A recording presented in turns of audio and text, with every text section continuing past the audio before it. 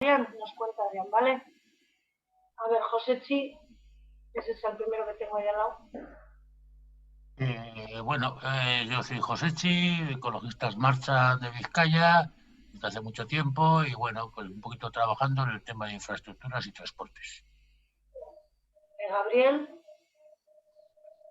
Sí, me llamo Gabriel, yo estoy afiliado en la Federación de la Comunidad de Madrid y pertenezco al área confederal de digitalización y contaminación electromagnética.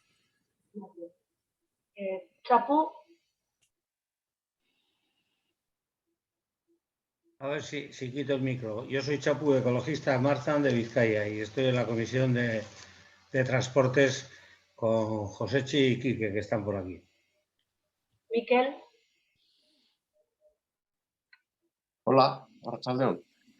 Nada, yo soy Miquel de Lizarra, de Ecologistas Marchan Lizarra y nada, últimamente he estado trabajando bastante en temas de tóxicos, disruptores endocrinos y también de contaminación electromagnética. Estoy más o menos dentro del área intentando seguirles y bueno, pues últimamente he dado bastantes charlitas sobre el 5G y así. Y bueno, aquí está. Joserra. Hola, yo soy Joserra, soy de Ecologistas Marchan del grupo de residuos de Vizcaya, pero me interesa mucho el tema de los 5Gs, porque todavía no lo acabo de pillar. O sea que a ver si aprendemos algo hoy. Enrique. Quique. Pon el micro, Quique. No sé por qué me sale Enrique y no Quique, pero bueno, Ecologistas en Marcha de Bilbao, infraestructuras fundamentalmente. Óscar. Bueno, yo también soy de Ecologistas en Marcha de Bilbao, de Vizcaya, y bueno, estoy en el área de medio natural. Ángel Encinas. Hola, soy Ángel Encinas, de Ecologistas en Acción de Zamora, también estoy en el área de consumo confederal y bueno, es un tema que me interesa particularmente y más en la España esta marginal del oeste donde el 5G viene también a unirse a otras plagas. Gracias. Roberto Carlos. Hola, buenas tardes. Yo soy Roberto Oliveros y bueno, soy el coordinador de Ecologistas en Acción de Castilla-La Mancha. Yo esto se lo he pasado también al resto de compañeros, pero bueno, entre unos niños pequeños y otros que son profes también y tienen ahora algunos clases por la tarde y demás, pues de momento de aquí de la Mancha y de la meseta al sur estoy yo y se lo transmitiré todo lo que aprenda pues al resto de compañeros. Muchas gracias por la invitación y por los esfuerzos. Gracias. Miren. Pon el micro, Miren. Yo soy Miren, de Ecologistas en Marcha en Vizcaya también y de la Comisión de Residuos. Aparte también estamos en estos momentos en la Comisión de Gestión y bueno, también es un tema del que no sé absolutamente nada y también estoy en lo mismo, a ver si aprendo algo. Gracias. Xavier Arregui. Caixo, Arratsaldeon. Yo, bueno, recién incorporado a Ecologistas Marcha en Guipúzcoa, a ver si ponemos en marcha el grupo y bueno, pues nada, interesado por el tema y agradecido por la invitación. Agur. Vale, ánimo. Vicent.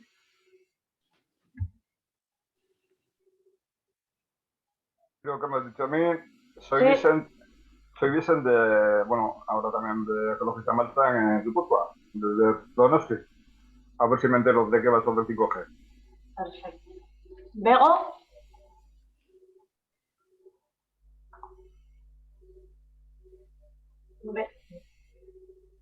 Hola.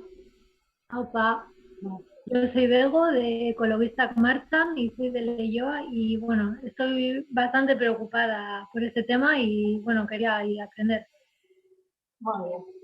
Erenia. Hola, Erenia, de Ecologistas Marchan de Bilbao, del grupo de Medio Natural y sobre este tema pues la verdad es que no sé nada. Por último, José García.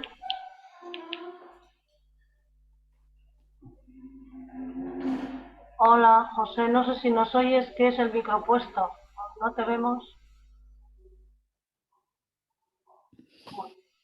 No, no debe estar. Bueno, pues ya está. Si estás luego, José García, socio de Ecologistas en Acción, nos lo escribe en el chat. Vale, pues bienvenido. Yo soy Aurora, de Ecologistas en Marcha en Vizcaya, también de la Comisión de Gestión. Y bueno, pues ya sin más, Adrián, somos todo oídos. Una pregunta. ¿Se va a grabar esto? Debería grabarse quizá, para compartirlo con otros compañeros. Se está grabando, sí. Ah, vale, es verdad, sí, disculpa, no me había fijado en el botoncillo. Vale, gracias. Vale, José García dice que no tiene micro ni imagen. Bueno, pues vale, José.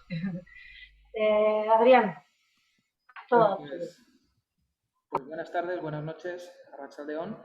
Y nada, pues quería justamente aprovechar este ratito, ¿no? Que fundamentalmente las gentes de Ecologistas Marchan, que yo también formo parte de Ecologistas Marchan ahora, en Áraba recientemente, que nos estamos poniendo en marcha, que yo vivo ahí en Gasteiz, y comentaros un poquito, incluso antes de entrar en materia, digamos, en qué contexto pues se desarrolla un poco esta pequeña charla, conversación, etcétera, y hablaros un poquito también del área, para quien no lo tenga muy claro, que es un área de reciente creación, pero de largo trabajo, ¿vale? Yo junto con Gabriel y otro compañero soy uno de los co-coordinadores de este área que como tal ha aparecido oficialmente en nuestro último congreso, área de digitalización y contaminación electromagnética, ¿vale? Hay un trabajo largo desde la fundación de la Confederación de Ecologistas en Acción de varias personas, con quien todavía tenemos el gusto de seguir trabajando, al respecto del estudio de esa dimensión de la contaminación electromagnética, es decir, de efectos sobre los cuerpos vivos, ¿no? Tanto humanos como no humanos, animales no humanos y también vegetales, de la radiación electromagnética. Es una de nuestras líneas de trabajo que ya se ha desarrollado y que también se ha plasmado y está ya recogida en el Programa Ambiental de 2018. ¿Vale? En el Programa Ambiental de 2018 ya nuestra organización se posicionó a favor de la aplicación del principio de precaución al respecto de esa extensión de las radiofrecuencias. ¿Vale? Cuando retomamos y reimpulsamos el trabajo en este área hace ya un poco más de un año, prácticamente en el diciembre de 2019, nuestra idea fue complementar y ampliar este trabajo con una reflexión más amplia sobre los impactos a todos los niveles, ¿no? Ecológicos, metabólicos, económicos, políticos y sociales de la digitalización como un fenómeno más general, ¿vale? Y también nuestra idea fue ampliar ese consenso ya existente en el Programa Ambiental de 2018, justamente ahondando y abordando en todas estas otras dimensiones, y para ello pusimos en marcha un proceso de posicionamiento, que es el que en principio va a culminar, si todo va bien, ¿no? Este mes próximo, y en el que, bueno, pues Ecologistas Marchan tendrá que posicionarse. Si no se me oye bien, me acerco más, o no sé, mejor así, ¿se me oye mejor así? Escribe que no me Te oímos bien. Yo te oigo bien. Entonces, bueno, inicialmente... Perdón, un momentito. Sí. Perdona. Es que me están poniendo a mí, como tengo mi teléfono, dos personas, tanto Marisa como Juan, que quieren entrar y que están esperando la entrada. ¿Sabéis quién está pendiente de dar las entradas? ¿Tienes tú que dar la entrada? Diego, supongo. Sí, Diego está, a ver, si yo lo veo, igual lo hago yo. Es porque yo no tengo aquí, yo no soy administradora. Ya. Diego.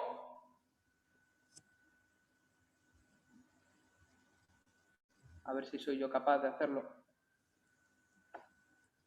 ¿Tú eres administrador, Adrián? Es que estoy usando el equipo de Diego, estoy aquí en... Ah, mira, fíjate, hay 6 personas en la lista de espera. Ya. En la espera, claro. Darles entrada, por favor, es que... Perdonadme, porque yo tampoco lo he visto, ¿eh? Vale, ya van entrando poco a poco, ¿eh? Vale, perdonad, es que yo no sé si alguien... Ya está, bueno, lo dejo aquí y ya estoy yo atento, si alguien más... Vale. Ya, lo que pasa es que bueno, también... pues miren, apaga el micro, miren. Perdonad. Bueno, pues bienvenidos a los que os acabáis de incorporar. Perdonad por no haberos dado entrada antes, pero bueno, está ya haciendo una introducción Adrián. Bienvenidos. Sigue, Adrián. Bueno, pues bien, entonces, digamos que durante el año pasado la idea fue justamente formalizar esta ampliación de temáticas, ¿no? Y esa ampliación de consensos mediante un posicionamiento. Nos tocó vivir un contexto complicado en general, ¿no? Este contexto pandémico, y un contexto particularmente difícil para nuestros temas de trabajo, porque justamente uno de los hitos que tienen que ver con esos impactos sociales y de otras dimensiones, ¿no? De la digitalización es justamente el 5G, que se ha convertido un poco en paradigma, pese a que no es que sea el centro de nuestro trabajo, es solamente una de las cuestiones, y se convirtió en una cuestión francamente polémica, ¿no? Entonces, esa dimensión polémica, sobre todo relacionada con cuestiones de salud, pues llevó, digamos, a que el posicionamiento, que inicialmente era más amplio, pues decidiéramos pues convertirlo en un doble posicionamiento, en dos tiempos. Un posicionamiento más relativo a cuestiones de efectos sobre la vida, que en principio pues se va a retrasar hasta el año que viene, ante la necesidad de compañeras y compañeros que nos decían que, bueno, que querían que eso se discutiera con más calma, ¿no? Que hubiera un tiempo más largo, y un posicionamiento distinto, desgajado de esa propuesta inicial, en donde fundamentalmente, y ya dando por hecho los consensos del Programa Ambiental de 2018, pues ahondamos en lo que es la dimensión más bien metabólica, ecológica en un sentido amplio y también política y económica. Entonces, es de eso de lo que voy a tratar fundamentalmente, en tanto que es de eso de lo que tenemos que posicionarnos como organización en el próximo marzo, ¿vale?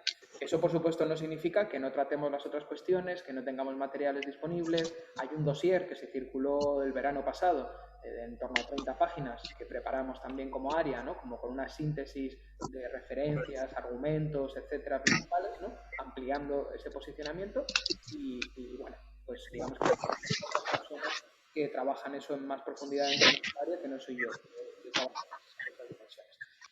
A ver, un momentito. Hay alguien que tiene el micrófono activado, entonces se está entrecortando. Creo que, Marisa, yo creo que lo tienes encendido. Sí, ya se lo quito yo y ya está. Vale, perfecto.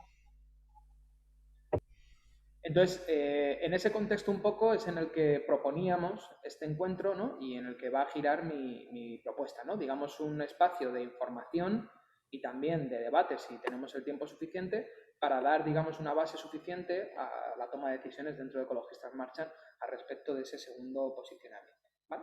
Cuando hablamos de digitalización, pues entendemos que hay que separar tres cosas, por lo menos. Lo que la digitalización ya es y los efectos y los impactos que tiene en nuestro mundo actual, el papel que está jugando la digitalización en esta nueva fase de reorganización del capitalismo global, ¿no? Y en particular en este contexto pandémico, cómo se han relacionado, y lo que se pretende que la digitalización se convierta en un futuro cercano, ¿no? ¿Cuál es esa apuesta fundamentalmente de las élites?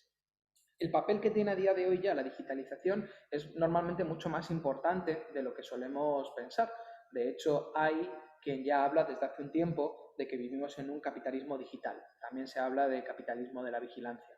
Ahí hay bastantes autoras, por ejemplo, en castellano, Marta Peirano, que tiene un libro que se titula El enemigo conoce el sistema, que es una buena síntesis de algunas de las cosas que voy a contar. Y en el contexto más bien norteamericano, pues también hay otra autora, Shoshana Zuboff, que ha desarrollado esta idea de capitalismo de la vigilancia, ¿vale? La idea fundamental, digamos, es que Internet y todo lo que tiene que ver con lo que le viene asociado ha supuesto la aparición de un nuevo nicho de acumulación capitalista que no existía anteriormente, y uno lo suficientemente potente como para haber conseguido que de las 10 principales fortunas del mundo, las empresas más valiosas, 7 se dedican justamente a las telecomunicaciones. Y son empresas que a priori creo que no es intuitivo saber de dónde sacan esos beneficios, ¿no? Porque toda nuestra interacción con ellas, pensamos en Google, en Facebook, en Amazon, etcétera, normalmente es en base a servicios gratuitos. Tenemos nuestro correo electrónico gratuitamente o nuestro perfil de Facebook gratuitamente, y por tanto es como, digamos, curioso, ¿no? O tiene algo de misterioso en cómo se consigue, digamos, todo ese dinero o por qué se puede hablar de ese capitalismo digital. Bueno, la idea un poco técnica de lo que ha ocurrido en ese espacio es que esas empresas han conseguido valorizar elementos de información que antes de alguna manera eran inútiles, ¿no? Internet, para que más o menos nos hagamos una idea, pues ya sabéis lo que es una serie de equipos interconectados con un protocolo también de interconexión, en donde tiene que haber un equipo en un lado, otro equipo en otro lado, hay una fase intermedia que son la de los servidores, ¿no? Que son donde se acumula la información y donde se articula ese protocolo, y una máquina tiene que comunicarse con otra máquina y tiene que intercambiar información, ¿no? La información útil, que puede ser por nuestros correos electrónicos o cualquier otra, ¿no? Y luego una serie de información que inicialmente se la conocía un poco como información basura o los metadatos, que a priori, pues bueno, eran un residuo simplemente, ¿no? Información, pues yo qué sé, como la IP o dónde está el equipo o a qué sitios estás entrando, todo ese tipo de información. ¿Qué pasó? Bueno, pues fundamentalmente en un primer momento Google se dio cuenta de que esa información era mucho más valiosa de lo que parecía, porque esa información, que es más o menos la de las famosas cookies, que ahora están al orden del día, contiene, digamos, bueno, referencias valiosas de una dimensión de nuestra vida que inicialmente era la vida online, ¿no? Qué sitios visitábamos, con qué frecuencia, ¿no? Qué tipo de perfil, por ejemplo, podíamos tener a nivel de ciertos consumos, etcétera, etcétera. Entonces, ellos fueron capaces de diseñar su algoritmo, ese algoritmo de búsqueda, que a la vez en las cookies acumulaba y perfilaba y construía un perfil de cada consumidor y que después podían vender a ciertas empresas, ¿no? Para construir y hacer una cosa que es la publicidad dirigida, la famosa publicidad de Google, ¿no? Que es de hecho de donde empezó a surgir su gran enriquecimiento, ¿no? Entonces, esa información que a priori no servía para nada, ¿no? Pues hasta cierto punto consiguieron valorizarlo, obtener lo que Zuboff llama dividendos de vigilancia a través de esa publicidad, ¿vale? Claro, lo que ha ocurrido es que esos dividendos de vigilancia han ido ampliándose a otras páginas y a otras plataformas, ¿no? También Facebook, por ejemplo, pues ahora tiene una capacidad muy fuerte de perfilar y también de vendernos y de hacer ese tipo de publicidad, en general todas esas plataformas, y ha empezado a convertirse en una prioridad, perdonad, de muchas de estas empresas el maximizar el tiempo en el que estamos usando, digamos, sus plataformas y en ese sentido la cantidad de información que se puede obtener y también ampliar la variedad de esa información, porque si inicialmente lo único que había era esos metadatos que eran necesarios en el propio proceso de conexión, una vez que hemos pasado de la conexión a través de ordenadores fundamentalmente a la conexión a través de nuestros teléfonos móviles, a través de aplicaciones, los iPhones, digamos, son unos sensores de enorme capacidad, ¿no? Son capaces, y de hecho lo hacen de manera regular, de capturar y transmitir información sobre nuestra localización, sobre la inclinación con que lo usamos, ¿no? Sobre el ritmo con el que picamos, cosas que nos pueden parecer, no sé, como cosas baladís o que no tienen importancia y que sin embargo todas ellas se valorizan y se convierten en dinero, básicamente, ¿no? En ese proceso, lo que consideramos y lo que entendemos por Internet también se ha modificado mucho, ¿no? Y de hecho, bueno, cuando en los años 90 se desarrolló todo un discurso que articulaba y de alguna manera, ¿no? Situaba como con mucha cercanía, digamos, los procesos de emancipación social y el uso de Internet, tiene que ver con el hecho de que hablaban de una red que era muy descentralizada, donde todos los nodos tenían el mismo peso, digamos, ¿no? Era como una especie de jungla en donde uno podía llegar a cualquier sitio casi por error, ¿no? Porque como no había ningún camino trazado prácticamente, pues a través de los hipervínculos te podías conectar con casi cualquier persona, ¿vale? Claro, esa selva, digamos, que se ha ido urbanizando de a poquito, ¿no? Porque los primeros grandes buscadores, fundamentalmente Google, empezó a conseguir un monopolio en nuestro acceso a Internet y a ser como, digamos, una interfaz mediadora obligatoria que ya, digamos, construía prácticamente pues grandes caminos en esa selva, ¿no? Y había muchos sitios donde no era fácil llegar, digamos, ¿no? O sea, las búsquedas que Google no te recomendaba a través de su algoritmo, ¿no? Porque además es el algoritmo el que va afinando, sabiendo un poco lo que tú vas buscando, aquello que te tiene que recomendar, lo hace por motivos mercantiles y si no lo hace, digamos, por motivos de optimización, ¿no? Lo que la gente más habitualmente pincha con unas ciertas palabras y lo que tú has estado buscando, ¿no? Pues fue, digamos, de alguna manera urbanizando esa selva, ¿no? Lo que eran unos caminos se han convertido en autopistas de peaje prácticamente una vez que el acceso a Internet, sobre todo, ya se hace en aplicaciones móviles, porque digamos que eso reduce brutalmente lo que Internet es. O sea, ya no visitamos sobre todo páginas web, sino que fundamentalmente nos comunicamos a través de las redes sociales y a lo sumo intercambiamos correos electrónicos y por tanto hay muchos espacios de lo que Internet es que quedan totalmente normalmente fuera de foco, ¿no? Entonces ha habido una progresiva privatización, ¿no? Una progresiva construcción de monopolios en el acceso a Internet, que, por ejemplo, en algunos contextos, como son los países, ¿no? Los países del sur, es a veces incluso dramática. Por ejemplo, en la India, ¿no? Facebook y todos sus servicios pues tienen una oferta para que la gente en su teléfono móvil, ¿no? tenga Internet ilimitado solo para acceder a los servicios que Facebook ofrece, ¿no? En ese sentido, es directamente ya coartar la posibilidad de acceso para el resto del espacio, ¿no? Por otro lado, además, ese deseo y esa voluntad de maximizar el tiempo de exposición, que significa maximizar la captación de esos datos, bueno, está detrás de muchos problemas, de adicción, ¿no? De problemas de dependencia y problemas que no son casuales. A veces pasaría que es como, bueno, pues la gente pues se ha hecho adicta a los teléfonos. Si no, pon solo Julen y ya está. Tienes que cuidar mucho. Ya lo hago.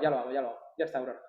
Eso, ¿no? Porque parece que fuera un mero accidente. Y no es así. Los cerebros más privilegiados de las últimas 2 o 3 décadas se han dedicado en el MIT y en otros lugares a diseñar esa adicción, a diseñar esa maximización del tiempo de uso, ¿no? Es algo que está de fábrica, digamos, que no es una casualidad.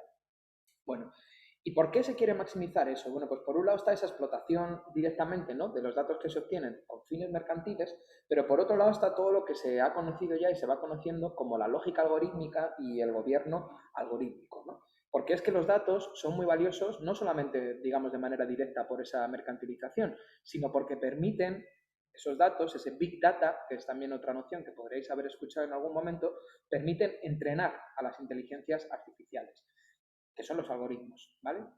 Cuando se dice inteligencia artificial, parece que estamos hablando de robots, de distopías, del futuro, de tal, y no. Cuando hablamos de inteligencias artificiales y las que existen, son cosas tan sencillas como el buscador de Google, como el identificador facial de Facebook, como el traductor, el neuronal del gobierno vasco. Todas esas cosas son inteligencias artificiales, son algoritmos, ¿vale? Son una nueva lógica de programación que han sustituido a una lógica antigua que, digamos, podríamos sintetizar en la máquina de jugar al ajedrez, la que fue capaz de ganar a Kasparov, ¿vale?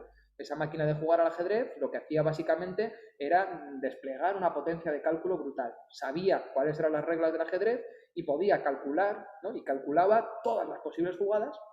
Sabiendo todas las posibles jugadas, elegía la más óptima. Por eso era casi imposible de vencer, digamos, ¿no? Porque de hecho de antemano sabía cuál era el mejor movimiento.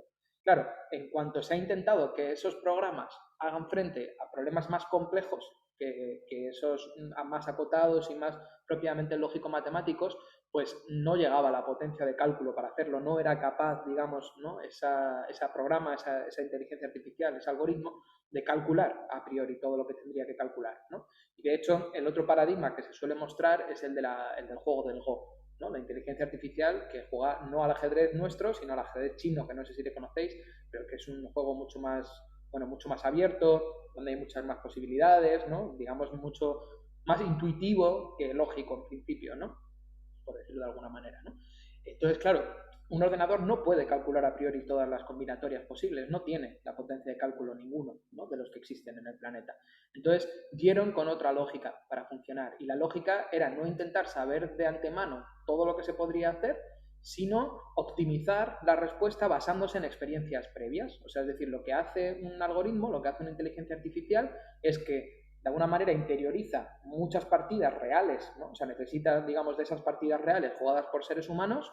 Con eso construye una cosa que es como, se llama una matriz de probabilidades, digamos que construye como cuáles son los recorridos más óptimos, los que dan mejores resultados, ¿vale? Nadie sabe muy bien cómo es capaz de capturar esa información en esas matrices, de hecho es un debate abierto, pero lo hace.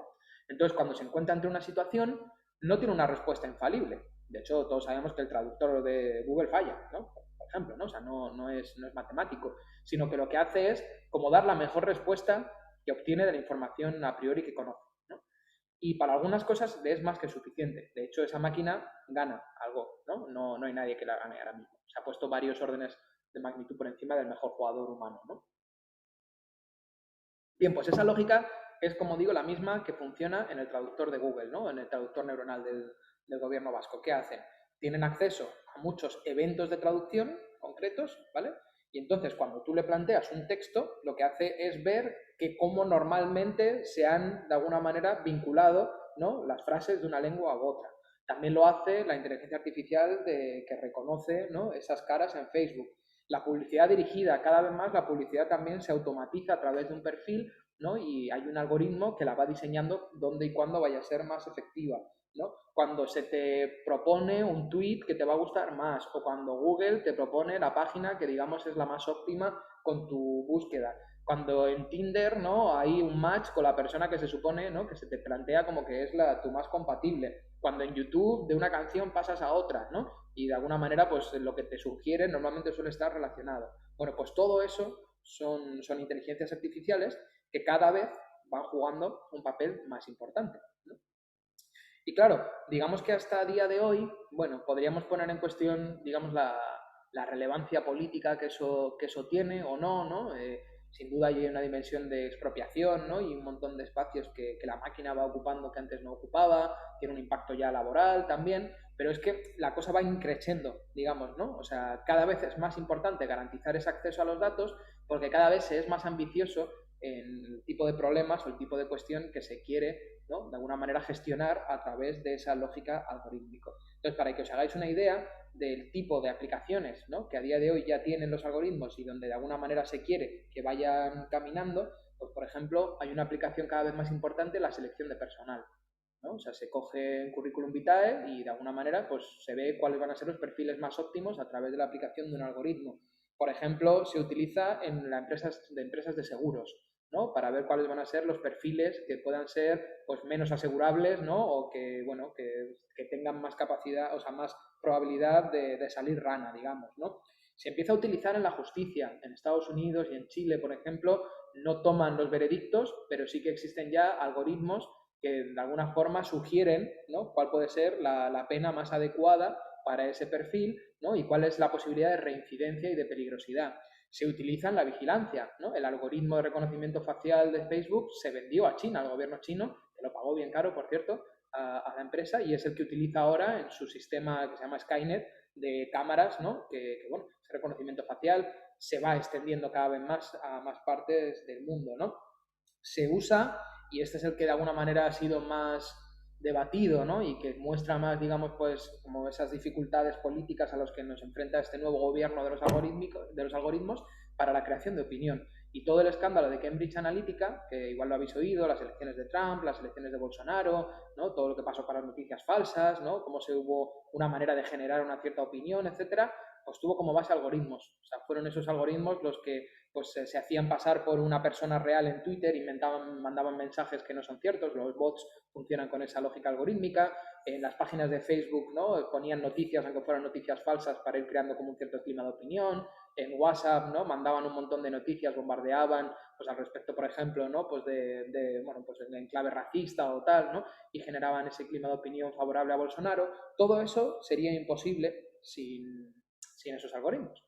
Entonces, la aplicación ya real, simplemente que existe a día de hoy, ¿no?, de esta lógica algorítmica, está suponiendo ya un desafío, ¿no?, a nuestra propia democracia parlamentaria, ¿no?, y a muchos otros ámbitos, porque el problema fundamental que hay en esta lógica algorítmica es que se presenta como objetiva, pero en realidad tiene una especie de pecado original, una trampa, la que igual os habéis también percibido, no lo sé, y es como lo que hace es reproducir y optimizar cosas que ya ha visto, digamos, pues entonces reproduce también los sesgos de esa información que tiene, ¿no? Porque de alguna manera no tiene otra manera de decidir nada más que mirando a lo que ya ha pasado. Y os voy a poner dos ejemplos que son muy claros, ¿no?, para entender esto.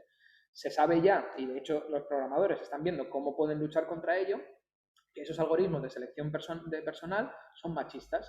¿Por qué? Porque como tienen que basarse, ¿no?, en los informes previos que tienen, cuando llegan, por ejemplo, al caso de tener que asignar a alguien un puesto de responsabilidad, lo hacen con mucha más probabilidad a un hombre que a una mujer.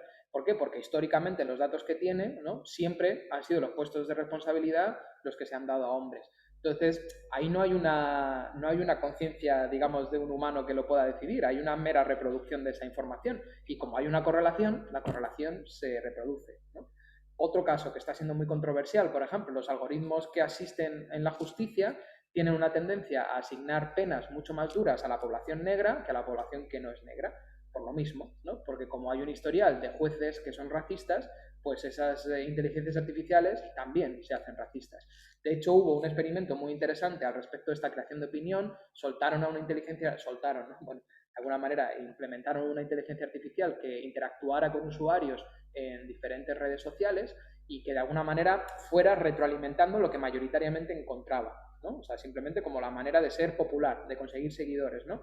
Y acabó siendo prácticamente una inteligencia artificial hitleriana. Podéis buscar la noticia en las redes, fue muy interesante, ¿no? Porque como se encontraban muchas posiciones de extrema derecha, pues las reproducía, ¿no? Y entonces era una manera de, bueno, en realidad de suscitar más el debate, de encontrar más seguidores, ¿no? Porque lo controversial, de alguna manera, suscita más interés, ¿no? Entonces, es la misma estrategia que está siguiendo a día de hoy la extrema derecha, justamente, ¿no? Plantear todas esas cuestiones que son muy controversiales, incluso aunque sean falsas, ¿no? Para que de alguna manera haya esa alimentación de su presencia en las redes, ¿no?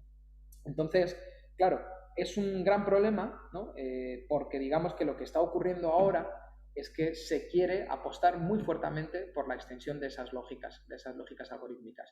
Y la cuarta revolución industrial es una noción que igual la habéis oído, probablemente, ¿no? Que tiene que ver con ese proyecto de digitalización total del mundo, tiene esta lógica algorítmica como una de sus elementos clave, ¿no? Bueno, hay un tema del que no voy a hablar, pero que si luego os interesa lo podemos discutir, ¿vale? Que es el modelo chino, exactamente. O sea, el modelo chino es, digamos, el ejemplo de lo que ya se llama una especie de tecnodictadura, ¿no? De qué puede pasar con esta aplicación, ¿no? De gran escala de estas lógicas algorítmicas para la gestión política, ¿no? Cómo se puede generar, pues, seguimiento, cómo se puede generar lo que se llama también, ¿no? Crédito social. Bueno, es un tema largo, si alguien tiene interés luego podemos parar en él. Pero me interesa más hablar de esta cuarta revolución industrial, ¿no? Y qué supone. Porque hay dos fuerzas muy importantes que empujan, digamos, este proceso de la cuarta revolución industrial. Por un lado, el deseo de seguir ampliando, ¿no? Los nichos de captación de datos. Como os decía, se captan mucho más datos ahora que antes, ¿no? El smartphone es un elemento crucial de esa captación de datos. Y digamos que la cuarta revolución industrial pretendería que no hubiera nada más que 2 o 3 objetos conectados a Internet y captando esos datos, que a día de hoy pues, son nuestro ordenador, nuestro teléfono móvil, nuestra tablet y poco más, sino que se constituyera lo que ellos llaman un Internet de las cosas, ¿vale? Ese Internet de las cosas es la extensión masiva de objetos interconectados y, por tanto, de objetos que captan y que se convierten también en mediadores de muchas de las acciones en las que ahora no están, ¿no? Electrodomésticos conectados significa, pues, por ejemplo, información sobre nuestro consumo, ¿no? Sobre lo que comemos, que no, que nos dejamos estropear, que no. El coche autónomo, por ejemplo, interconectado, pues sería masivo la cantidad de datos que podría captar, ¿no? Del espacio de donde nos movemos, de nuestras rutinas, de tal. Normalmente no en clave personal. O sea, este problema de la vigilancia no es tanto, digamos, a nivel de represión policial o política, que también puede serlo en un momento dado, ¿no? Es sobre todo la cuestión de estos grandes patrones, del acceso a esta cantidad de información en un sentido amplio, ¿no? El hecho de instalar estas que llaman smart cities, ¿no? Sensores por todas partes y tal, es como una manera de, a través de algoritmos, pues optimizar supuestamente, ¿no? Pues la gestión del tráfico, la gestión del transporte, etcétera, etcétera, ¿no? Entonces, bueno, me he adelantado, perdón, pero vamos, esa captación de datos en cada vez más espacios, ¿no? Y en cada vez más ámbitos de nuestra vida, ¿no? Que presenta una problematicidad grande porque significa encima entregar esos datos nuestros a empresas privadas, ¿no? Que además tienen un funcionamiento opaco y que siguen la lógica de generación de beneficio en el mercado, ¿no? Ese problema de esa opacidad es todavía más importante, sobre todo cuando esa cuarta revolución industrial pretende también extender los algoritmos a esos otros ámbitos, ¿no? Y hacerlos como una suerte de instancia de gestión neutra. Esos algoritmos son opacos, nadie sabe cómo funcionan, cómo están programados, porque de hecho son hipervaliosos, ¿no? O sea, conocer el algoritmo pues es parte de lo que da mucha riqueza, ¿no? a quien lo tiene, ¿no? El haberlo conseguido programar. Se necesita programar el algoritmo y alimentarlo con los datos, ¿no? De hecho, no es casual, por ejemplo, que Amazon hasta hace bien poquito, ahora que Elon Musk, ¿no? y SpaceX le ha desbancado, se haya convertido en la empresa más valiosa del mundo durante un tiempo, porque Jeff Bezos es el propietario de casi todos los servidores. O sea, esa nube, que solemos hablar de Internet, que no es ninguna nube, son ordenadores conectados 24 horas en lugares, y Jeff Bezos es el propietario de la mayoría de ellos. Eso significa que Jeff Bezos tiene la capacidad de utilizar todos esos datos que están en sus servidores para alimentar sus inteligencias artificiales, y eso ha sido un vector súper importante de su enriquecimiento. Bueno, En nuestro área, ¿no? Y hemos trabajado sobre eso, yo he publicado un libro junto con Jorge Richman al respecto de esa cuestión, pues estamos hablando de que en este contexto pandémico se nos está aplicando una cierta doctrina del shock digital, ¿no? Utilizando esa idea de Naomi Klein, porque digamos que con la excusa, ¿no? de la pandemia y sin esgrimir en la mayoría de los casos ningún argumento sanitariamente sensato, ¿no? Lo que se está haciendo es avanzar muy rápidamente y de manera muy profunda en este programa de estas grandes empresas digitales, ¿no? En esta cuarta revolución industrial, en este proceso de digitalización. Y entonces por eso pues estamos viendo, por ejemplo, la extensión del teletrabajo, la teleeducación, la telemedicina, ¿no? Mediaciones de servicios que pueden ser básicos a través de esas empresas privadas con esos algoritmos opacos, ¿no? Que suponen además en muchos casos pérdidas de empleo, ¿no? Clasismo, porque la presencialidad cada vez más se va a convertir en una cuestión elitista, ¿no? Ese es el argumento de la optimización económica. Este Internet de las cosas también se plantea ya como un programa a extender junto con la automatización productiva, ¿no? De fábricas, pero también de la agricultura. Se habla ya de agricultura robotizada, agricultura 4.0, ¿no? El proyecto del coche autónomo, la administración digital, que deja la información más sensible que existe, ¿no? La que tenemos en nuestra relación con el Estado, en manos también de esas empresas privadas, ¿no? Y eso es algo pues realmente grave, y todo ello impuesto a golpe de financiación europea, porque cuando hablamos del plan Next Generation European Union, estos fondos post-COVID, hicimos un seminario hace poquito, creo que algunas de las que estáis aquí acudisteis, ¿no? Y bueno, pues una de las líneas de financiación principal es esta digitalización, que se ha convertido, digamos, en algo forzado para cualquier país que quiera acceder a esos fondos, ¿no? Y casi ningún país no se puede permitir no acceder a ellos por la profunda crisis económica en la que estamos. O sea, que estamos viviendo una especie de chantaje, si se quiere también, ¿no? En donde se extiende este modelo de mundo, este modelo también de gestión, sin la posibilidad de un debate, sin un espacio democrático para hacerlo, ¿no? Y, digamos, de tapadillo, sin que de alguna manera haya mucha conciencia de ello. Y claro, la realidad, la pregunta que nosotros nos decimos es, ¿y esto es lo que necesitamos? ¿Necesitamos esta hiperdigitalización, esta automatización, ¿no? Con todos los efectos que eso va a tener y como ahora voy a hablar también con el peso metabólico que tiene? Porque la realidad es que estamos viviendo ya una crisis ecosocial muy profunda, muy grave. De hecho, pues nosotros solemos hablar ya de que estamos atravesando y dentro de un colapso ecosistémico, ¿no? Y ecosocial, y estamos atrapados en la paradoja de un sistema que necesita crecer y que para ello, pues ya sabemos, ¿no? Consume energías fósiles y devasta en el proceso la biodiversidad y altera el clima, ¿no?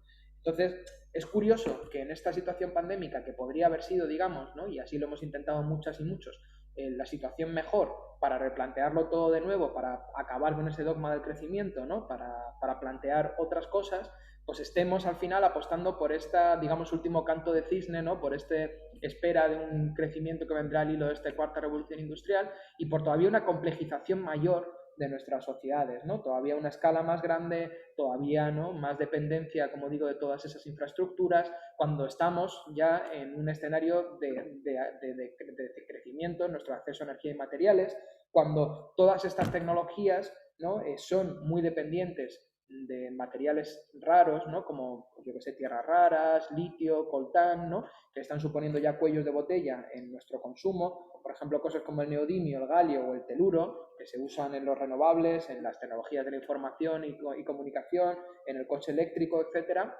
no existen en Europa o son muy minoritarias, y donde existen están detrás de la nueva oleada minera que estamos viviendo, por ejemplo, en Extremadura, ¿no? Que muchas de nuestras compañeras pues están luchando arduamente contra ellas. Lo que se está intentando extraer ahí viene a alimentar este proceso, ¿no? Además, hay una escalada ya también de las emisiones y de la destrucción de biodiversidad asociadas a la minería, ya es en torno al 10%, y bueno, en realidad pues tenemos ahí como una, digamos, disyuntiva entre si vamos a seguir alimentando este modelo o si vamos a buscar una alternativa. Para nosotros es evidente, ¿no? Que estas nuevas tecnologías, este proceso de digitalización siguen alimentando este modelo en lo político y en lo económico, como decía, pero también en lo metabólico. ¿Y por qué? Pues porque en Internet, ¿no? Y en las nuevas tecnologías no hay nada de inmaterial. Y eso es algo que, bueno, socialmente cuesta de entender.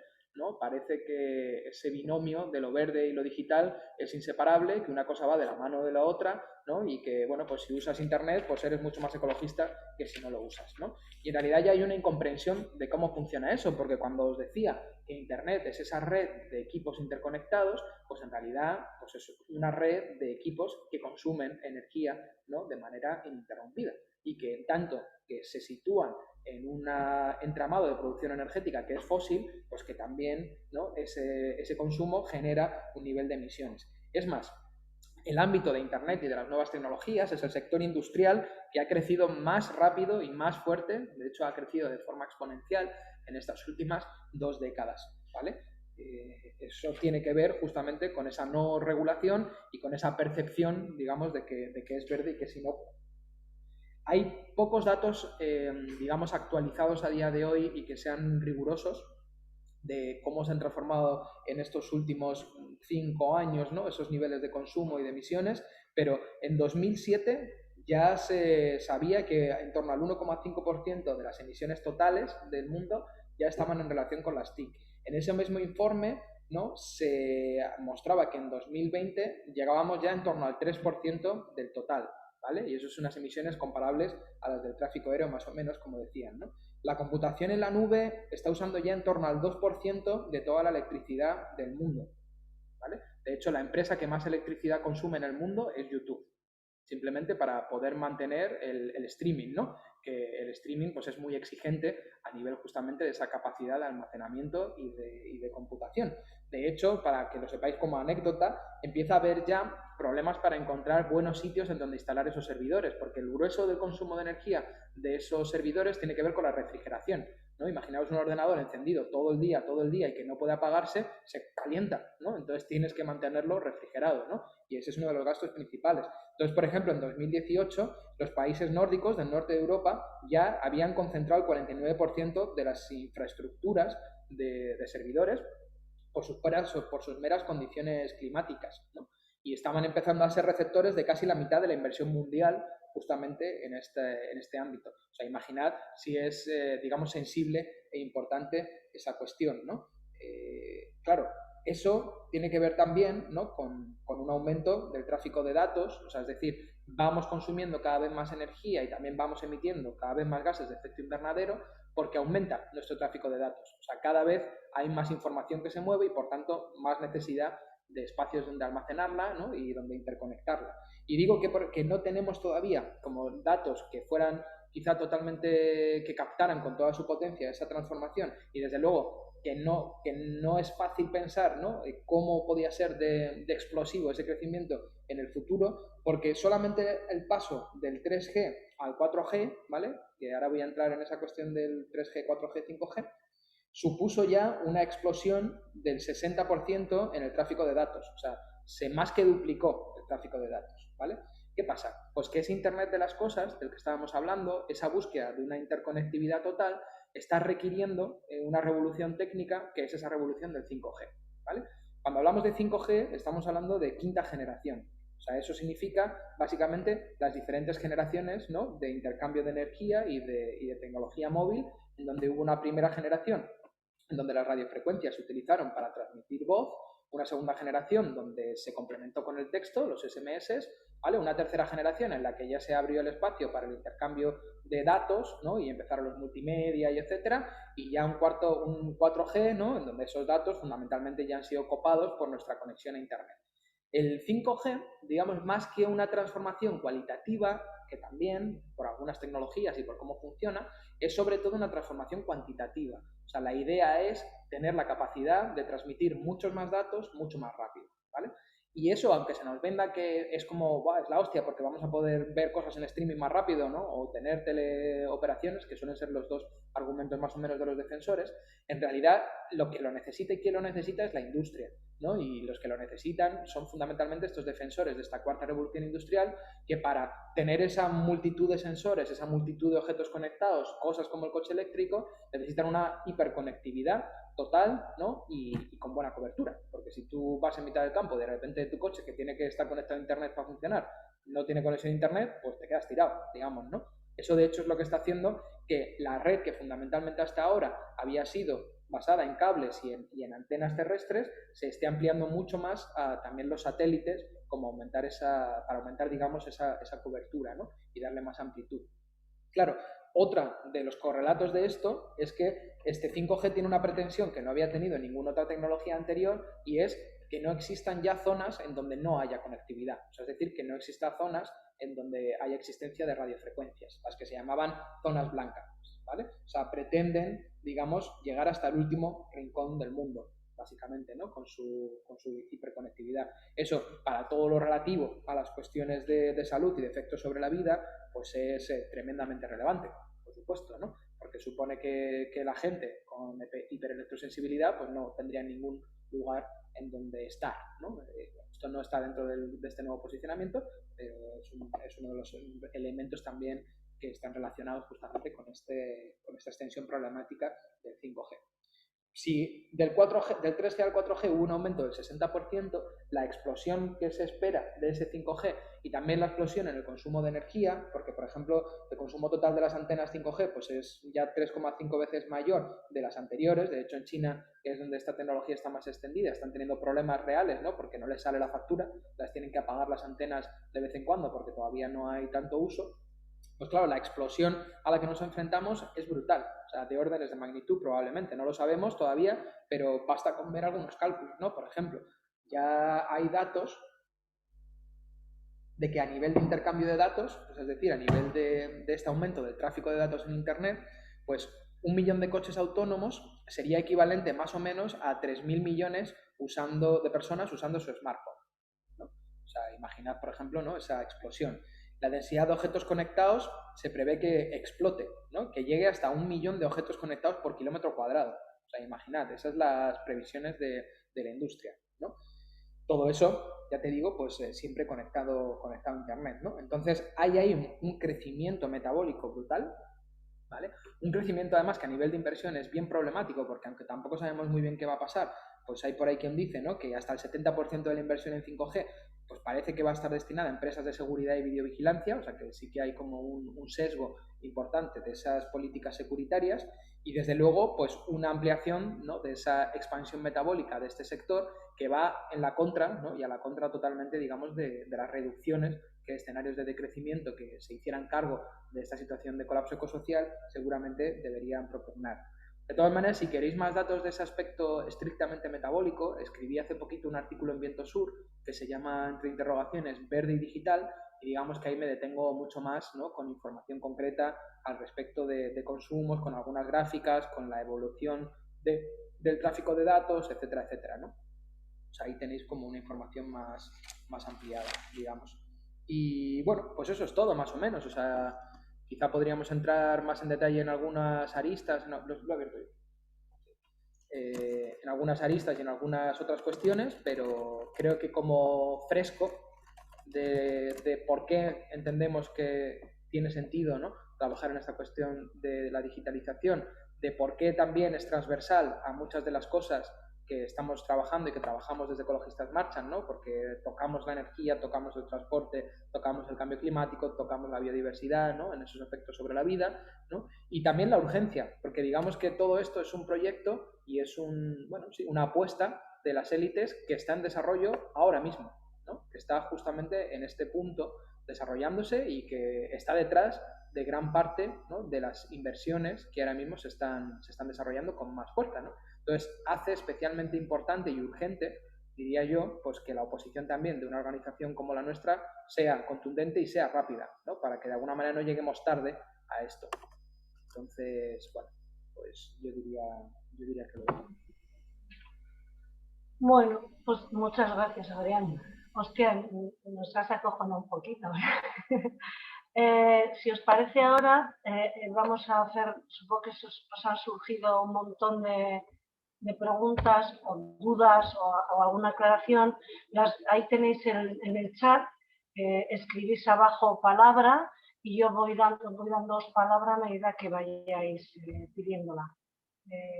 Así que nada, abrimos turno de preguntas, palabras, escribís por ahí y Adrián nos resuelve todas las dudas que podamos tener.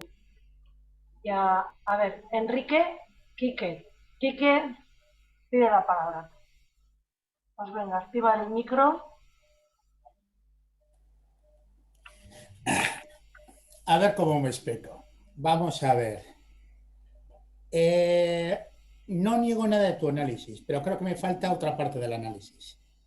Es decir, no niego nada de tu diagnóstico, pero yo creo que me falta otra gran parte del diagnóstico. Y lo digo por lo siguiente. Primero, es cierto que el proceso de digitalización tiene todos los problemas que tú has dicho, pero el proceso de digitalización también ha permitido conectar con el mundo rural, ha permitido, y te lo digo yo que trabajo con Big Data en la universidad, sí, me ha permitido hacer estudios de segregación residencial muy precisos, me ha permitido hacer análisis de rentas muy precisos para presentar análisis de los procesos urbanísticos. Hay en estos momentos otras alternativas que no pasan ni por Google ni siquiera pasan por Facebook. Yo empleo el DuckDuck en general. La pregunta final es la siguiente. He hecho el diagnóstico por dónde tienen que ir las propuestas. Dicho de otra forma, ¿qué significa esto? ¿Que nos vamos a tener que dejar el móvil? ¿Qué significa esto? ¿Que no vamos a tener que hacer la conexión por Internet? ¿Qué significa exactamente y por dónde va el análisis o la propuesta? Vale. No. ¿Está hecha la pregunta? No, vamos a ser breves y concisos. Sí, no, la pregunta de fondo es, una cosa es asumir que el 5G o la evolución no es la que yo quiero, lo cual tengo que generar un marco legal o un marco de control, y otra cosa es negarlo. Y no sé en qué punto estamos, estratégicamente. Una cosa, Adrián, ¿prefieres ir respondiendo a cada cuestión o vas apuntando y después, porque ha pedido la palabra Roberto también? Mientras que no haya como un aluvión de preguntas, prefiero una a una. Si luego ya vale, pues de repente hay un aluvión, pues igual aunamos, ¿vale? Vale. Y luego, Adrián, preguntan, Xavier dice si podéis pasar las referencias que ha nombrado Adrián. Están todas en el posicionamiento. En el texto del posicionamiento están todas ellas. Y si no, entre el texto del posicionamiento y este artículo, que lo voy a pegar aquí en el chat para que lo tengáis, el que os decía de Viento Sur, pues tenéis prácticamente el grueso de ellas, ¿vale? Vale. Respondes a Quique y luego ha pedido la palabra a Roberto Carlos. Claro, yo aquí que le respondería que nos encontramos en la misma problemática cuando, de alguna manera, desde una perspectiva ecologista, pues nos enfrentamos a casi cualquier tecnología. Porque, por ejemplo, el coche ha tenido un montón de elementos muy positivos, ¿no? El coche permite la interconectividad también del mundo rural y el mundo urbano, ha supuesto un vector de liberación, ha tenido también una dimensión a veces incluso feminista importante, ¿no? O sea, no podemos negar que el coche tiene un montón de cosas que son positivas. Y sin embargo, pues de alguna manera, si estudiamos ese coche en el contexto global de cómo se organizan y articulan nuestros metabolismos, ¿no? Los impactos ecológicos que tienen, etcétera, no nos suele temblar la mano normalmente en decir que, por ejemplo, el modelo del coche privado pues tiene algo de insostenible, ¿no? Yo creo que en esta cuestión de la digitalización tampoco debería temblarnos la mano, ¿no? De ser bastante críticos y bastante radicales, ¿no? Y también asumir que, digamos, en muchos de los ámbitos de los que estamos discutiendo, las transformaciones son tremendamente recientes. O sea, no estamos hablando de cuestiones, digamos, que sean, no sé, eternas, ¿no? Que sean cruciales para nuestras necesidades vitales, no estamos hablando de alimentación, no estamos hablando de vivienda, ¿no? Estamos hablando en otro sentido. En el propio posicionamiento sí lanzábamos una serie, digamos, de indicaciones o de ideas, ¿no? Que creíamos que podrían compatibilizar una línea estratégica de lucha, ¿no? Contra estos procesos de digitalización en el contexto, como digo, de colapso ecosocial, que digamos el contexto es bastante relevante, ¿no? Entonces sí que hablábamos, por ejemplo, ¿no? De favorecer la conexión por cable frente a las conexiones inalámbricas, hablábamos de volver a dar cierta centralidad al teléfono fijo frente a otros, hablábamos de, por ejemplo, pasar de ese paradigma y ese modelo de conectividad privada, ¿no? A una conectividad mucho más pública, por ejemplo, pues espacios, ¿no? De equipos también compartidos, ¿no? Conexiones de internet que más que a estilo doméstico pues pudieran ser en clave mucho más digamos, colectiva. Hablábamos de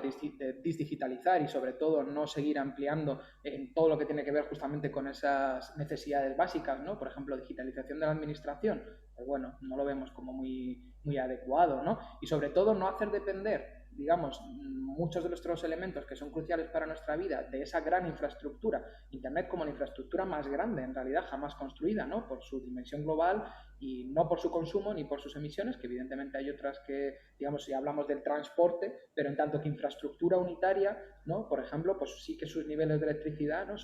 De consumo de electricidad son brutales, ¿no? Entonces, hacer depender ámbitos, ¿no? cruciales de nuestra vida de esa infraestructura que requiere ya de por sí digamos, un mundo con altos accesos a combustibles fósiles, ¿no? y que tenga acceso también a un nivel estable y amplio de energía, nos parece un error, en verdad, ¿no? Entonces, eso es por donde va un poco la cosa, ¿sí? Yo no he tenido teléfono móvil mucho tiempo, no me da miedo, no me parece que supusiera, digamos, una revolución, pero en cualquier caso, digamos, ¿no? incluso ni siquiera quizá hay que llegar a eso, ¿no? Se podría plantear solamente con paralizar la ultradigitalización en marcha, ¿no? y que pudiéramos darle un freno a eso, creo que ya estaríamos haciendo mucho, y sobre todo también abrir un debate que yo creo que democratice justamente la reflexión sobre estas cuestiones, pero partiendo de buena información, ¿no? No de una especie de tecnolatría que yo creo que muchas veces tenemos, ¿no? Vale. Roberto Carlos. Roberto, tienes la palabra. Hola. Nada, Adrián, muchas gracias por una exposición tan clara y además tan, bueno, no sé cómo decirlo, nos ha dejado como en shock, ¿no? Muchas veces estamos aislados de estos vericuetos tan complejos y aunque tan reales, ¿no? Todos sabemos, bueno, yo creo que mañana nos vamos a ver todos Matrix otra vez o algo por el estilo porque parece que vamos hacia una cosa así, ¿no? Pero bueno, bajando un poco a lo terrenal desde el punto de vista de un inexperto como yo, ¿no? Pero que, bueno, pues que anda por el campo y recibe y se lee el diario oficial de Castilla-La Mancha y ve una serie de proyectos también en marcha y viendo las implicaciones que tiene esto, pues con cuestiones tan importantes como el abastecimiento y el consumo de materia y energía.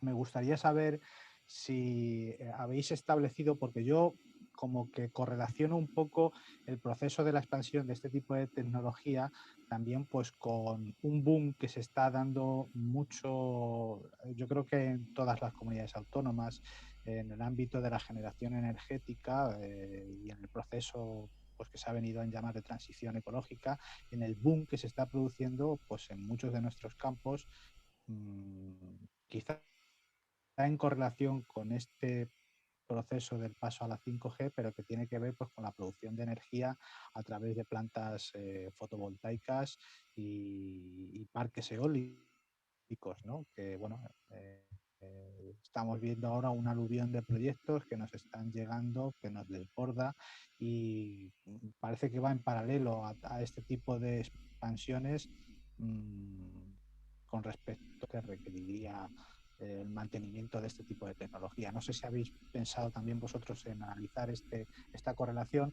y luego también, bueno, pues me gustaría que ahondásemos un poco en la manera de ver cómo hacer llegar todo esto a la gente, que me parece crucial y me parece que es, pues va a ser una de las principales cuestiones a dar a conocer a la sociedad en un futuro cercano. Muchas gracias. Correlación directa, al menos desde nuestro punto de vista, no existe. Lo que sí que vemos es que tanto el proceso de digitalización como ese proceso de extensión de las renovables de alta tecnología, digamos, también en manos todavía de empresas muy monopolísticas, son, digamos, las dos dimensiones clave del proyecto, digamos, de las élites frente a este, bueno, escenario nuevo que se ha abierto ya de una perspectiva de declive, ¿no? de nuestro acceso a los combustibles fósiles, ¿no? también de una crisis de la gobernanza neoliberal y de, al final, un gripamiento del mecanismo del crecimiento económico, ¿no? y en estas economías tan financiarizadas, ¿no? Yo creo que cosas que comparten, digamos, es, por ejemplo, pues su naturaleza, ¿no? también financiarizada, su vínculo con esas dinámicas especulativas, ¿no? y también esa apuesta desesperada por, bueno, hacer lo que sea, ¿no? menos cambiar nuestra manera de vivir, que eso es algo que es nuestro yo creo, nuestro drama, ¿no? Como ecologistas. Y es que yo creo que desde los orígenes, desde los años 50 o 60, lo que estamos planteando es que las cuestiones no son solo relativas a una transformación tecnológica, sino que también se tienen que dar transformaciones económicas, políticas, ¿no? Incluso subjetivas. Y que ese vivir bien con menos tiene que significar también vivir de otra manera, ¿no? Y yo creo que, bueno, en muchos elementos siempre cuesta y nos toca ir a contracorriente de esa asunción de que realmente la manera que tenemos de vivir puede ser eterna, ¿no? Cuando en realidad ha sido fuertemente excepcional, ¿no? Y ha sido basada pues, en esa sobreabundancia de combustibles fósiles fundamentalmente y está teniendo consecuencias desastrosas, ¿no? Pero digamos, esa conexión directa no la vemos, igual que si la vemos en otras cosas. Por ejemplo, las transformaciones en la agricultura sí que están muy conectadas con toda esta cuestión de la digitalización, ¿no? Igual que las últimas transformaciones en el trabajo. Pero también te digo, si tú tienes alguna idea o ves claro ese vínculo, pues no dudes en comentarnos, hablarnos o incluso, bueno, estás invitado, el área es abierta, es confederal, a participar como quieras, ¿no? Pero la verdad es que yo diría que personalmente no lo veo, o sea, lo veo como dos proyectos hermanos, pero no tanto que uno determina el otro, ¿sabes lo que te digo? O sea, no lo veo tan así. Vale. Miren, ha pedido la palabra. Sí, bueno, arratsaldeon, eskerrik asko, Adrián. Bueno, no sé, igual lo has comentado al principio y me he perdido un momento, yo no sé. Has dejado fuera, bueno, igual no es parte de este debate, pero has dejado intencionadamente, supongo, fuera toda la parte que afecta al tema de salud. Entonces, yo no sé si es que no está nada claro que realmente todo este tema del 5G afecta a la salud, aunque hay muchas fuentes que están diciendo que también estaría afectando a la salud, o porque crees que esta parte de cómo afecta a la salud, si afecta en algo o no afecta en nada, si entra dentro del debate o no entra dentro del debate, no lo sé, ¿eh? O sea, pero bueno, como sé que sí que hay una parte dentro de ecologistas, y aquí también en Vizcaya hay una gente que sí lo está planteando como muy ardientemente, pues sí me gustaría tener algunos elementos, algunos criterios en torno a ello, ¿no? O sea, de por qué lo dejamos fuera o por qué lo incluimos o no lo incluimos, ¿no? ¿Vale? Sí lo he contado al principio, pero no pasa nada, lo vuelvo a contar. Claro, Un momentito, cuando terminéis de intervenir, por favor, Quique, miren apagar el micro, ¿vale? Para que no haya ruiditos. Vale, Adrián. Sí, en nuestro área, precisamente, pues es el área de digitalización y contaminación electromagnética, ¿no? Entonces partimos de la base de que existen esos efectos sobre los seres vivientes de las radiofrecuencias. Y de hecho, lo que comentaba al principio es que existe ya, digamos, un consenso confederal en el Programa Ambiental de 2018 a ese respecto, ¿no? Y en particular, Ecologistas en Acción ha sido firmante y participa, digamos, de la petición del principio de precaución. El principio de precaución en tanto que existen indicios, ¿no? de daños y probablemente a ampliar, digamos, para reforzar esa base científica, pero suficientes como para, por ejemplo, en este caso, pedir la moratoria del 5G, ¿no? Una de las líneas de trabajo que llevamos, sobre todo en esta cuestión más relativa a las radiofrecuencias, es pedir la moratoria del 5G en ayuntamientos, hacer alegaciones, ¿no? a los planes inexistentes por ahora, ¿no? O sea, la petición de planes de impacto ambiental, alegaciones a las leyes de telecomunicación, participamos en una petición a nivel europeo también, ¿no? para pedir esa moratoria 5G, o sea que, bueno, es una de las líneas de trabajo que estamos desarrollando. ¿Qué pasa? Que hay una necesidad que hemos identificado en la organización de tener ese debate, digamos, con más calma, digamos, ¿no? Hay gente que tiene necesidad de leerlo más o que no lo tiene muy claro o que quiere que sigamos debatiendo. Entonces, mientras que se presentaban un poco esas inquietudes al respecto de este ámbito, no se presentaban esas inquietudes al respecto de lo que yo acabo de comentar, ¿no? Entonces, por eso decidimos como área el dividir un posicionamiento que inicialmente aglutinaba todos los temas, porque nosotros los trabajamos de manera conjunta, en otro posicionamiento que los desgajara momentáneamente, ¿no? Con el objetivo de que confluyeran más adelante. Entonces, este posicionamiento pues, se va a votar ahora en marzo, ¿no? Después de todo este proceso de este año. Y bueno, en realidad pues estamos muy contentos porque hay un nivel de consenso bastante grande. Casi todas las federaciones ya se han posicionado a favor, ¿no? Y todas las presentaciones que hemos hecho han sido muy bien recibidas. De hecho, creo que a día de hoy solamente hay un grupo dentro de una federación que tiene dudas.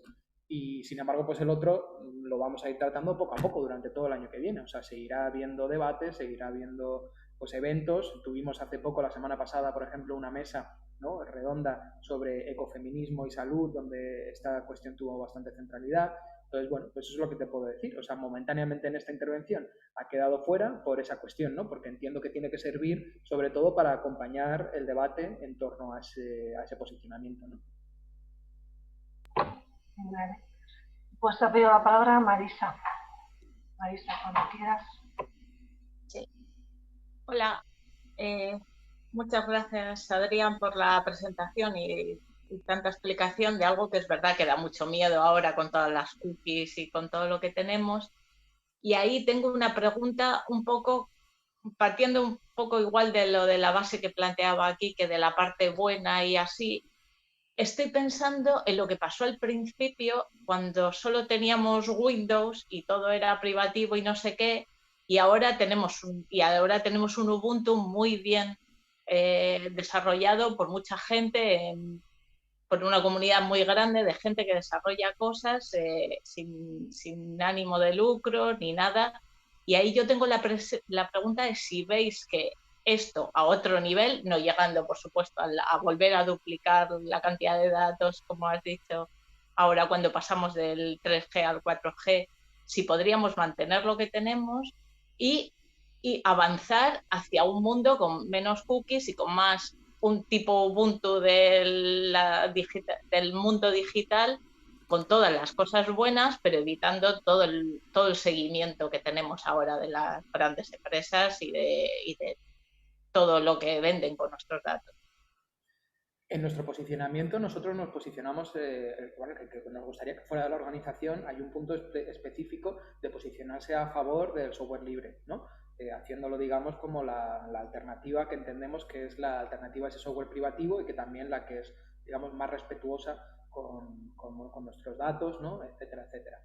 Lo que pasa es que, claro, eso es solo una dimensión de la problemática, digamos, ¿no? Porque está toda la dimensión metabólica que no tiene que ver con qué tipo de software usemos, sino que es una cuestión relativa al hardware, ¿no? Y que en ese sentido pues no cambia, digamos, el que tú uses Windows o no, el que tu equipo consuma electricidad, utilice materiales, sea dependiente del litio y del coltán, etcétera, etcétera. Y en ese sentido sí que entendemos que se podría usar mucho menos ahora mismo de lo que usamos, sobre todo entendiendo que esa mega explosión, esa dependencia, esa, digamos, explosión de aplicaciones, etcétera, etcétera, ha sido diseñada fundamentalmente para ampliar también esos nichos de negocio, ¿no? Entonces, el mantenimiento de una red de equipos, ¿no?, donde yo creo que sería importante priorizar el uso comunitario y no tanto individual, con una conexión de internet por cable, ¿no?, que existe ya y que no es una infraestructura que haya que demoler en ningún caso, ¿no?, y con equipos que utilicen software libre, es el modelo más o menos que defendemos, ¿no? Un uso que realmente redunde en aquello que normalmente se suele plantear como que es lo bueno, ¿no? Pues en la interconexión, en el acceso a información, etcétera, etcétera, que todo eso no tiene por qué desaparecer, realmente. Y una cosa que se me ha olvidado, un poco ya del tema que nos está debatiendo ahora y así, yo, por ejemplo, teniendo en cuenta que yo, por otros motivos de salud diferentes a lo de las radiofrecuencias, hoy dependo mucho del equipo de simplemente tener una teleasistencia en casa, de tener un montón de cosas y que no sé cuándo necesitaré tener una casa súper conectada para poder colocar las cosas que necesite usar. O sea, es una cosa que creo que igual de otra manera se puede hacer de otra manera, pero habrá casos en los que sea interesante y se pueda utilizar y en ese sentido creo que ahí sí que tenemos que seguir pensando que a mí me gusta más estar presencialmente con alguien, pero en determinados momentos habrá cosas importantes que también se pueden hacer, pero de otra manera, yendo a la digitalización libre. Yo separaría en cualquier caso los posicionamientos que tenemos que hacer frente a las dinámicas generales de esos casos particulares, porque quiere decir, nuestra organización está posicionada, por ejemplo, claramente en contra de los cultivos transgénicos y la transgénesis, por ejemplo, tiene aplicaciones médicas, ¿no? En el libro de Jorge Richman se habla sobre eso, ¿no? Estamos posicionados en contra del vehículo privado, pero, por ejemplo, pues claramente, ¿no?, pues hay aplicaciones de esas, relativo, por ejemplo, a esa interconexión mundo rural, ¿no?, y mundo urbano, etcétera, que siempre se tienen en consideración o que se suelen plantear. Podríamos decir otros muchos casos, ¿no? O sea, pero yo sí que creo que teniendo la imagen digamos, de cuál es digamos, la dinámica en la que eso se enmarca, el proceso, el tipo de mundo, ¿no? El impacto, el posicionamiento debe ser en contra, en general. Otra cosa es que luego maticemos, esto es un posicionamiento, desde ahí cada área, cada espacio, cada federación, pues hará su, digamos, su interpretación, su lectura y su trabajo, ¿no? Pero la cuestión es tener un marco de acuerdo un poco, ¿no? Gracias.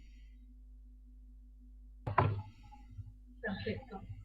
No hay pedidas más palabras. ¿Alguien que haya preguntado algo quiere abundar más después de la respuesta de Adrián o no hay más intervenciones?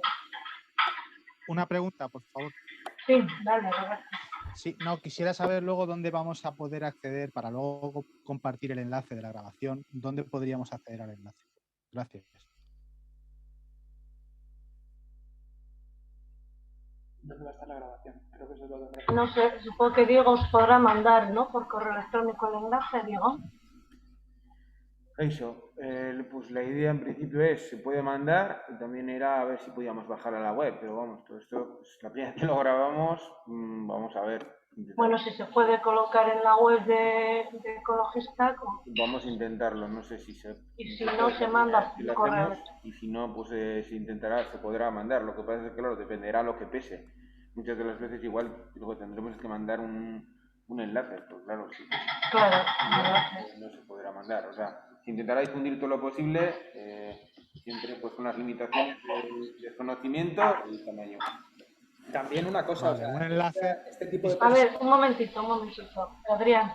Sí, no, que este tipo de presentaciones como las que he hecho, debates y tal, hemos hecho un montón. O sea, que quiero decir que si con que busquéis un poquito por ahí, hay por lo menos mínimo 4 o 5 grabaciones de tanto exposiciones como otras compañeras del área, debates, hubo un debate confederal donde también hablamos de esto, o sea que vamos, que hay bastantes grabaciones de donde hemos hablado de esta cuestión. Vale. Miren, has pedido la palabra. Sí, yo quería comentar, bueno, en relación con la grabación, bueno, yo creo que la directa será preguntar dentro de lo que es Ecologistas en Acción, que realmente normalmente se hacen las grabaciones de todas las reuniones que se tienen y demás, y se envían, o sea que es preguntarles y para saber cómo se descargan y luego poderlas enviar, sin más, ¿eh? Luego, en relación con el tema del tema de del posicionamiento de las federaciones. Supongo que la fecha tope de posicionamiento es el 20 de marzo en el próximo Consejo Confederal. Ahí será la votación. Sí, vale.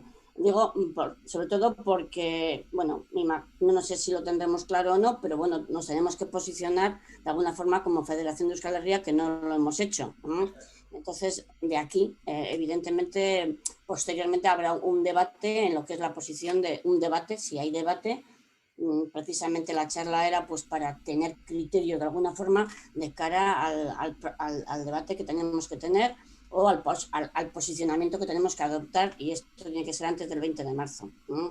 Como vamos a tener una coordinadora en principio de Euskal Herria el día 17 pues, de marzo, en principio ahí podremos de alguna forma tomar ese posicionamiento, que yo creo que a mí me parece que ha quedado bastante claro, o los criterios que nos has expuesto han quedado bastante claros, o sea que bueno, de cara a eso pues es para simplemente señalarlo aquí, De todas formas, Gabriel, que está aquí con nosotros, probablemente envió a la federación y a los grupos de... Bueno, cuéntalo tú si quieres, Gabriel, para que, ¿no? Lo del tema de por si se quiere hacer sugerencias y todo eso. Sí, justamente, gracias, Adrián. Sí, se ha enviado a todas las federaciones pues un modelo justamente de una plantilla donde se pueden enviar todas las dudas que podáis tener, las aportaciones, pero también oficialmente vuestro apoyo, como ya justamente Miquel significaba en el chat, pues todos los grupos, lo estoy leyendo, ¿no? Se han posicionado de Ecologistas Marchand, se han posicionado ya a favor, hemos recibido ya formalmente menos, excepto los de Vizcaya. Entonces, yo creo que tenéis todo el material, si nos queréis enviar esas aportaciones para el posicionamiento y también enviarnos vuestro apoyo, claro. Sí, es un apoyo.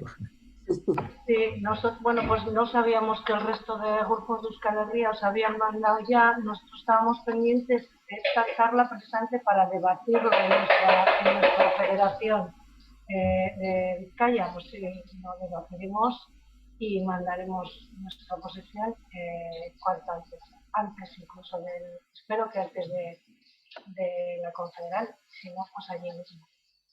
Gracias. ¿Alguna pregunta más? ¿Alguna intervención más? Son las 8:25. Adrián ha sido súper claro, conciso y alarmante a la vez. Así que nada, si quieres decir algo más, Adrián. No, que ojalá empecemos a trabajar todas juntas y juntos en esto, dándole todos los matices y todas las dimensiones y dándole todo el conocimiento que tenemos. Digamos que nuestro objetivo ha sido justamente poner sobre la mesa que consideramos que es importante, ¿no? Y entendemos este posicionamiento como un punto de partida, no como un punto de llegada, justamente para poder empezar a trabajar en forma todas juntas y desde todas las perspectivas, ¿no? Que se transversalice como todo lo solemos transversalizar. Creo que Quique quiere decir algo, ¿no, Quique?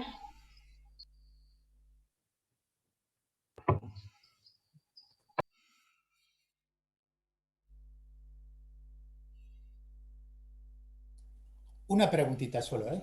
Sí. ¿Existe alguna evaluación sobre, ¿cómo se llama? Sobre el software libre, sobre la calidad de los programas que está generando? Te digo porque, por ejemplo, yo tengo mi experiencia en la universidad, todo el mundo en su momento apostó por el software libre y parte, por lo menos, de lo que conozco en mi facultad, se han ido retirando progresivamente por los problemas que han tenido, que sean constantes. Pregunto, sin más.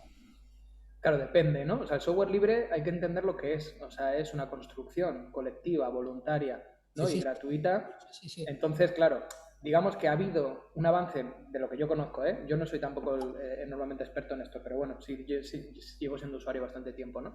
Ha habido un avance muy importante de lo que es las aplicaciones a nivel de usuario. O sea, yo sí diría que a día de hoy las aplicaciones a nivel de usuario, el Ubuntu que hablábamos antes, ¿no? Y todo lo que tiene que ver pues, con los equivalentes a el Office, etcétera, etcétera, yo creo que no tienen nada que envidiarle a los privativos. Ahora, ¿qué pasa? Que cuando vamos a aplicaciones muy específicas, ¿no? Que requieren una inversión fuerte y tal, por ejemplo, pues los programas como los Arduinos, ¿no? Todo lo que tiene que ver con programas algunos de computación matemática, de tal, pues tienen dificultades. Tienen dificultades porque, claro, es como comparar, digamos, pues un diseño, yo qué sé, de un coche que se hiciera entre gente de manera voluntaria en su tiempo libre, cooperativa y tal, y una empresa invirtiendo un montón de dinero, ¿no? Pues al final es verdad que hay problemas. Pero en realidad, si cambiáramos el modelo y toda esa energía y esa fuerza, ¿no? Se aplicara en esa otra lógica, pues no habría no habría nada que impidiera en principio alcanzar resultados igual de buenos, creo yo. Este es un problema de inversión y del capitalismo, básicamente, no es un problema de software libre. Y de resultados, no solo del capitalismo. Sí, pero que el capitalismo tiene a veces resultados muy buenos a nivel puntual, vamos. Perfecto. Vale. Miren. No, darle las gracias a Adrián y que sí, yo creo que efectivamente es un punto de partida, no es un punto de llegada. A mí sí me parece que una vez que que adoptemos un posicionamiento como Federación de Vizcaya, yo creo que empieza un poco el momento de poder hacer algo de campaña y de sensibilización y de poder hacer charlas abiertas también al público que puede estar interesado y a poder trabajar en este tema, que todavía es un tema que no lo hemos trabajado, nosotros en concreto. Sin más, o sea, yo diría que a partir de ahora, pues, vamos, una vez que nos posicionemos, pues que empieza el trabajo, realmente. Yo por aquí estaré, ya digo, yo vivo ahí en Gasteiz, o sea, que trabajo aquí en Bilbao, o sea, que bueno, pues por aquí andaré. Vale, pues nada. Perfecto. Pues gracias a todos por estar ahí, especialmente a Adrián, por tu aportación y bueno, nos vemos y gracias a todos por estar. Venga, agur. Agur. Caricasco. Agur.